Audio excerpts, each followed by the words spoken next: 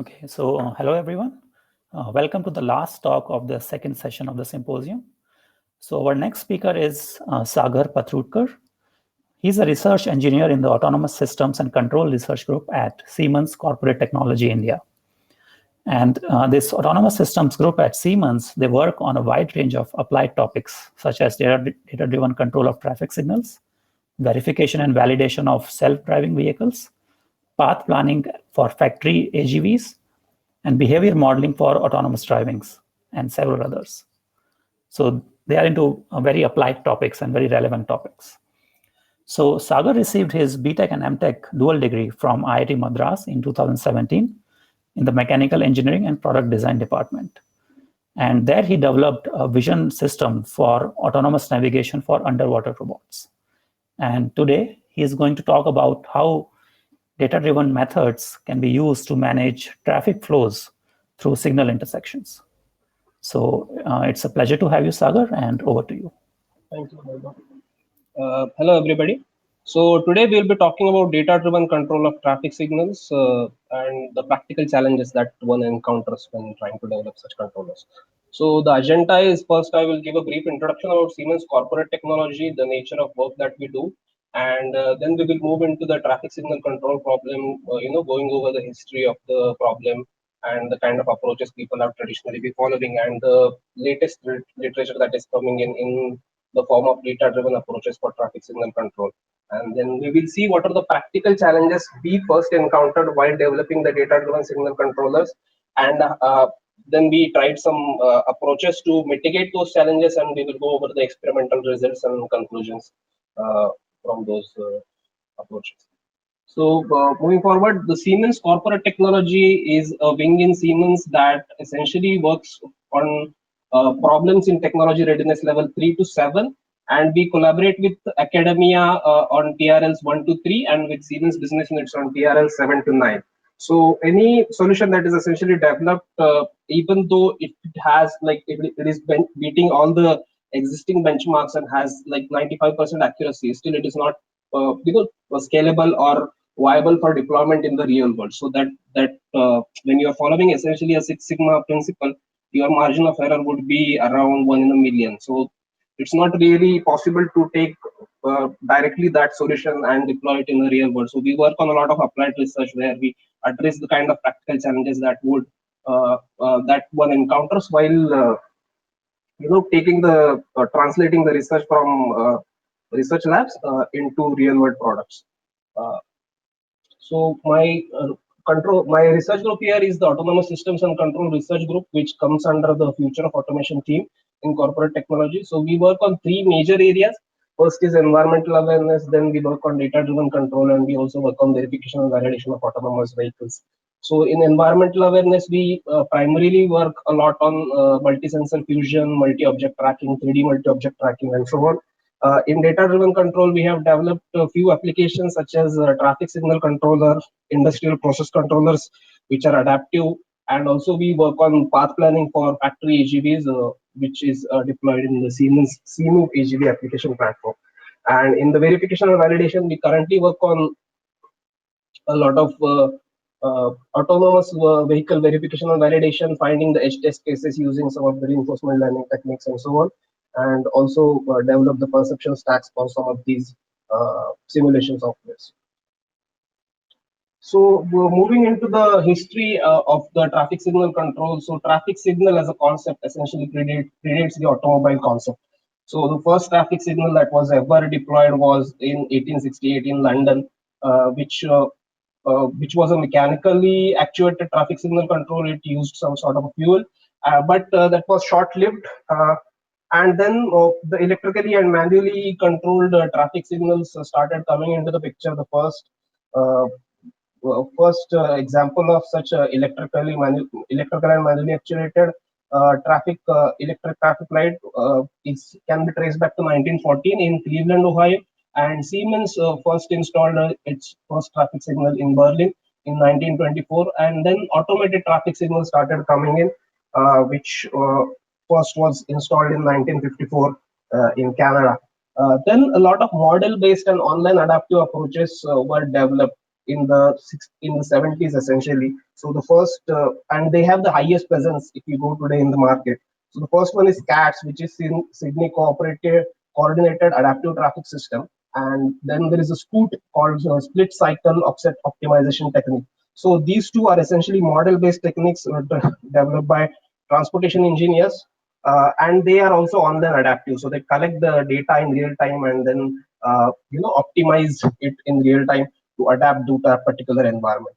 And then a lot of data-driven approaches started coming in traffic signal control. So the oldest paper that could be traced back was in 2000, where reinforcement learning was used for traffic signal control.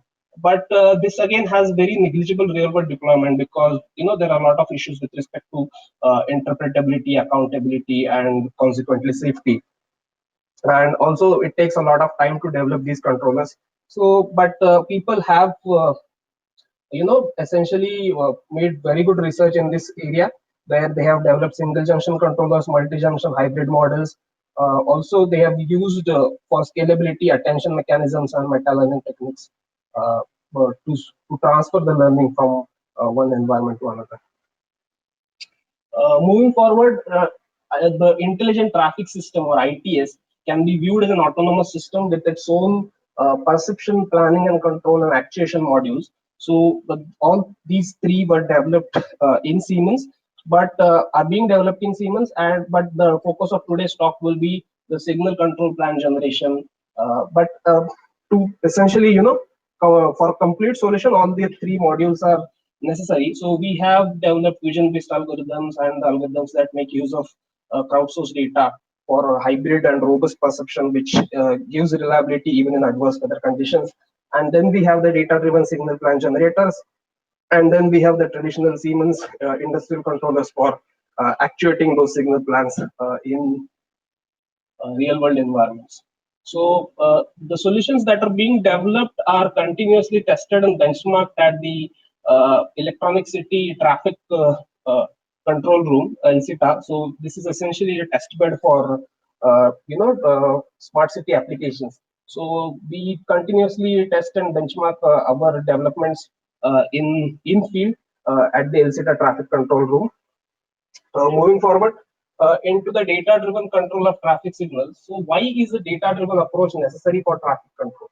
So traffic flow in a road network is a very complex and non-linear system with a lot of influencing variables. So the influencing variables come in two major categories. First is your variables characterizing the traffic flow behavior, and this again can be broken down into two. One is microscopic as well as macroscopic. So in microscopic, you have your behavioral models such as time headways, distance headways, and the distributions and the cognitive parameters of the driving behavior, how compliant or rash the driver is. And then we have the traffic flow behaviors, which are speed distributions, flow capacity, continuity equations, and so on. Then we have variables that characterize a signalized intersection, which are essentially number of road junctions that converge into that intersection, three-way or four-way, the junction geometry, number of lanes, section length, input traffic volume, signal phases, and the most important variable of uh, dynamic change of traffic flow over time, which essentially makes this environment non-stationary. And when you are applying reinforcement learning in a non-stationary MDP, so you really need to, that is one of the most challenging, one of the biggest challenges there. So the practical challenges that we encountered while developing an RL-based traffic signal controller was the first and foremost was a high data requirement, and then there should be generalizability across environments. So if you are getting an order for a controller, you cannot say that I will take around a week to train my models and then I will deploy it. So you need to have a go-to market model available on day one, which is kind of generalizable across different environments. And then you have your speed in pre-deployment convergence parameters of the data-driven controller to decrease essentially the time to deployment. And then your solution should also be developed in simulation mimicking real-world traffic, because you don't really have time to really go and test the solution at every single junction that where you're deploying it. So for that you need, and once after deploying also your solution needs to adapt to any changing traffic patterns over time. So you need safe, continuous, and online learning for that.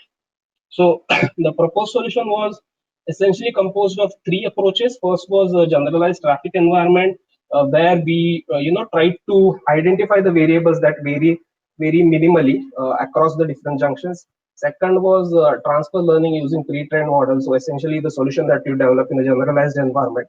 How can you transfer some of the learnings from that in your real world environment? And then you have guided exploration, wherein how can you use some of the insights from traffic signal control theory, from transportation engineering, and human intuition to kind of arrive at better solutions, or kind of probably arrive at those solutions faster. So the description, essentially the first approach, as I said, was to identify the variables that do not vary much across junctions, and then transfer the learning from generalized simulation to a more realistic looking simulation, and then the guided exploration, where given a signal plan timings proportion to the congestion in each section. So observation was the generalized traffic environment. Essentially, the controller for that environment converged in 68% lesser time than for a realistic traffic environment. And when we use transfer learning, the convergence time again reduced by 33% over the realistic environment. Uh, and then guided exploration actually did not really converge. So the inferences that could be drawn were that the junction geometry and dynamic traffic inflow would be the most important variables, because they were the ones that were varying significantly from generalized environment to the realistic environment. And traffic flow, we'll go through these inferences later on when we look at the experiments. So the overall experiment design looks like this. So what we have here essentially is your real world traffic data. So we use crowdsource as well as visual models. So the crowdsource model essentially gives us the quantity of how many vehicles would be approaching or entering each section, and their distribution over time throughout the day and over the week.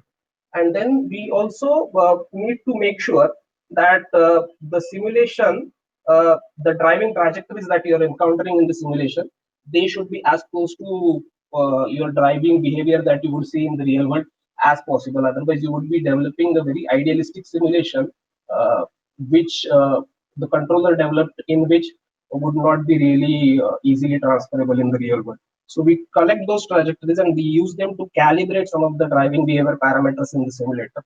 And then we also use that data to generate the demand in your traffic network.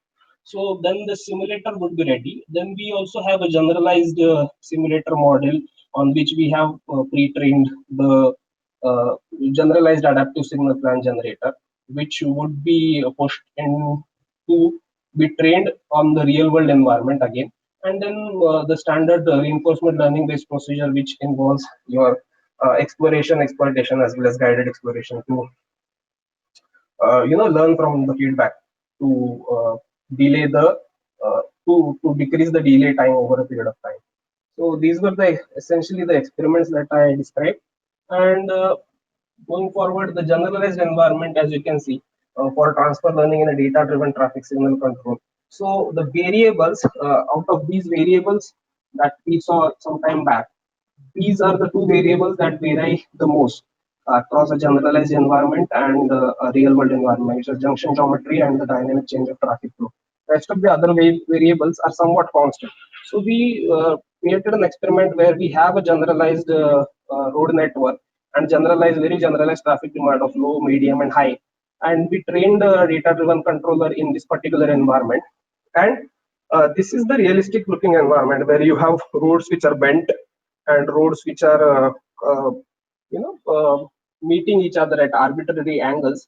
And then you have the real world traffic data, which cannot really be decomposed in the different trends. So it's not very easily decomposable time series. So this is what makes the system quite non-stationary. And then when we did the training on these three environments, you can see the results of the experiments. When you train it from scratch, took around 315 episodes to converge, but that is when we we achieved the best performance. And then when we trained on the generalized environment, within 100 episodes it was able to converge to a good enough reward. but that was for very idealistic conditions. And then when we took the model which was trained in the generalized environment and used that for transfer learning and pushed it into the real world environment, realistic environment, and train it there, it was able to converge within 110 additional episodes.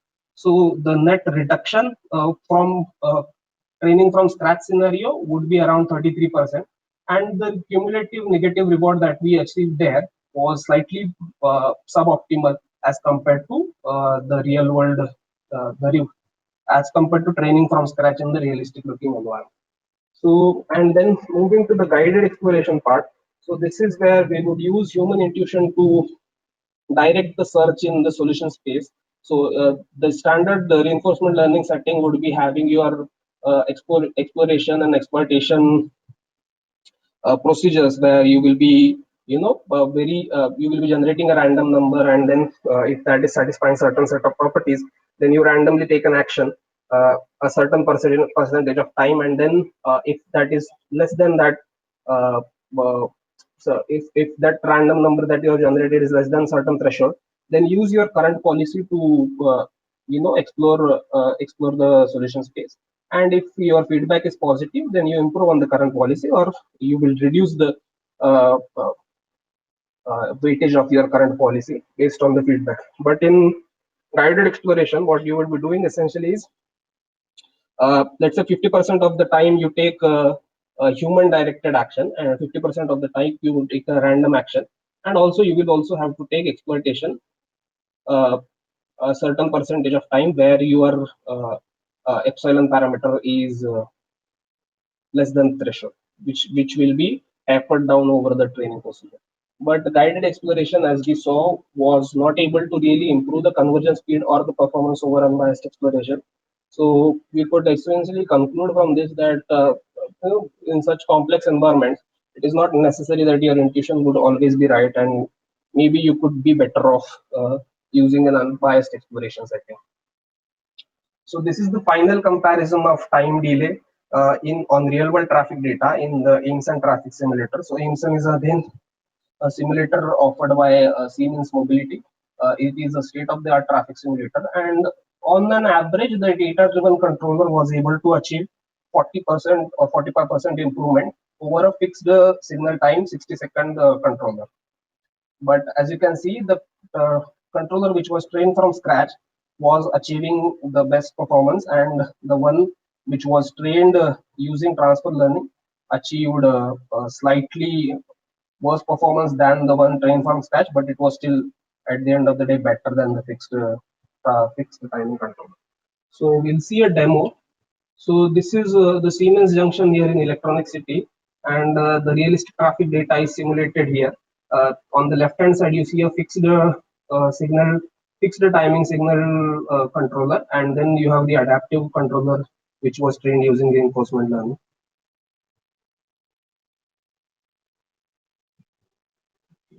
I'm playing the video. I don't know why it isn't playing.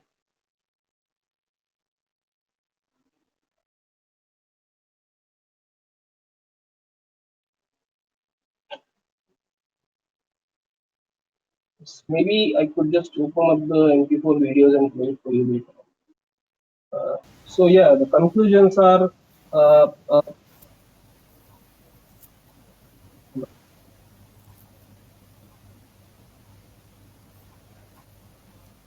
so yeah, the conclusions can be seen as the junction geometry and dynamic distribution of traffic input are biggest influences of traffic flow, because when you marginalize over these two variables, your training time reduces by more than 50%. And then identifying and generalizing across these influencing variables uh, can uh, can speed up the RL training. But as you saw, we achieved a slightly lesser performance than training from scratch. So this might not be able to capture the interplay between the variables, and this is not a decoupled system. Uh, then you have the guided exploration did not really speed up RL training in the traffic control scenario. So we were not able to improve the performance uh, uh, over unbiased exploration.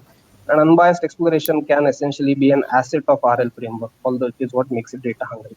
Next steps would be, going forward, we would like to deploy the solution across multiple locations, We would also like to test and calibrate the online learning framework and identify the influencing variable in case of a large road network. So as you saw, people have developed solutions for around 2,500 junctions or so. So what are the influencing variables in those large networks, and how can we introduce generalizability and transferability while developing solutions for those cases? So I'll just try to open up the actual videos to stop.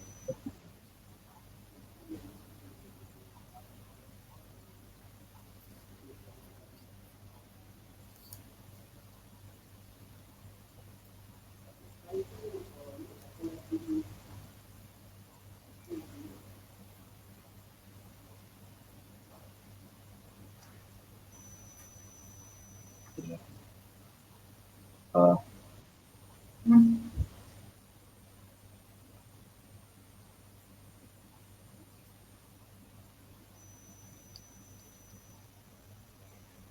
yeah, as you can see here, on the left hand side, as you can see, the fixed time controller, and on the right hand side, the adaptive signal plan controller generator. And here you are seeing the green signal plan timings generated by the adaptive signal plan controller, and the current wait time that is coming in, which is again being plotted here.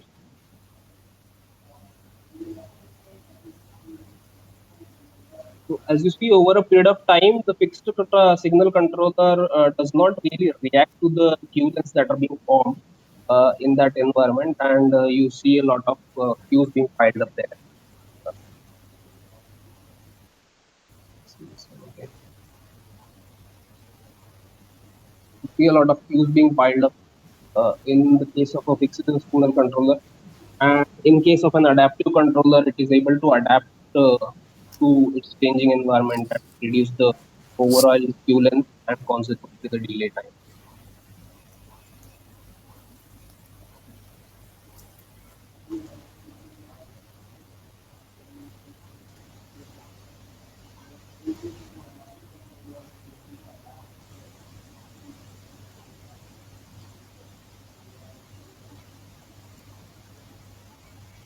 You can see the green corridor solution demo now.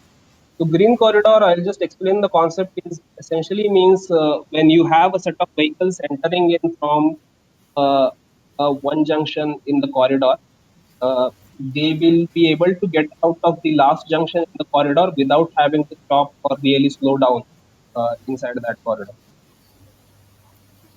So this is again electronic city. You enter from the toll gate. Then you have the SBI junction, Siemens junction. So these vehicles don't really have to stop anywhere, and they will be able to complete the corridor, get out into the Neeladri Road and bifurcate without having to slow down at any of the other junction. So this can again be done in two different settings. So one is the soft computing wala, and other one is one with hard computing, wherein you will put hard constraint to ensure the guarantee at all periods of time, but this will reduce the overall performance. And in soft computing setting, where you will have the overall delay time reduced, but your but you will not be able to guarantee the green corridor being formed every single point of time. So yeah, that is.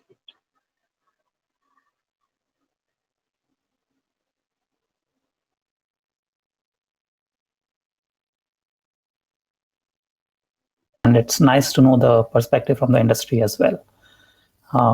So we have a few questions for the session. So it's in the questions tab, and I'll pick them one by one. So the first question is that it's from Darshan from IISc. And the question is, have you compared your work in terms of delay with traditional controllers such as SCATs or Scoot?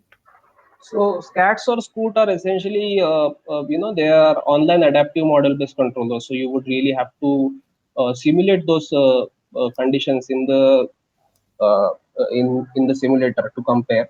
But as I know it, the SCATs or Scoot systems give on an average 21% at the peak time and 12% around in the non-peak times over a fixed time controller. So there is not a direct comparison you can see, but there is an indirect comparison. But we would like to simulate those conditions in the simulator and then compare performance. Okay, thank you. The next question is from Ashish from ISC. So the question is, what will happen if, say, a vehicle breakdowns at the junction? So vehicle breakdown essentially is not part of the perception. I mean, this can be put, added as a feature of the perception module of your intelligent traffic signal controller. And if you are doing in a very data-driven fashion, then you would only always have soft constraints, right, over the kind of signal plans you are generating. To really address such kind of issues, you will have to put in hard constraints, which would essentially be rule-based at the end of the day. Okay, the next question is from Nirabhra from ISC. Does the model take into account traffic safety issues? Traffic safety issues as well? So that's the only question. So okay, so as I understand it, probably what they mean is that you should not give out phase timings which would create interrupting traffic flows at the junction. So yes, it does take into account. So we have designed the action space so that it does not create any interrupting traffic flows when enabling flow through a junction. Okay. The next question is from Aditya from IISc, and the question is, are environmental factors, for example, rain or other factors, considered in the training of your model? Okay, no, they have not been considered as part of the simulation or the perception module. But the perception module essentially, as I said, works across the multiple weather conditions, right? Because it is a multimodal perception module. So even if the camera qualities are not good, it would be able to sense the traffic occurrence based on some of the other sensors that it is using, such as your LiDAR and crowd source. Okay, thank you. So, and also to add to that, I think the environmental factors would be, affecting all the three sections in the same way. So any signal plans that you give out would still be able to perform better than the fixed time controller because it is across all the three sections. Okay, thank you. So yeah, I think there are no more questions now. So let's thank Sagar again for a very interesting talk by using the emojis. So you are getting a lot of claps, Sagar. Thank you. And so yeah, thank you very much for your talk. And so this concludes this session and the forenoon part of the talk. So we'll take a break for about an hour and we'll reconvene at 1:15 p.m. And after that, we have a session on security for network cyber physical systems, followed by a panel discussion on COVID and a couple of more talks after that. So thank you everyone for attending this first half of the symposium. It's been a very interesting list of talks that we had in the morning session. And we hope that you will join us in the afternoon session as well. Thank you very much and see you later.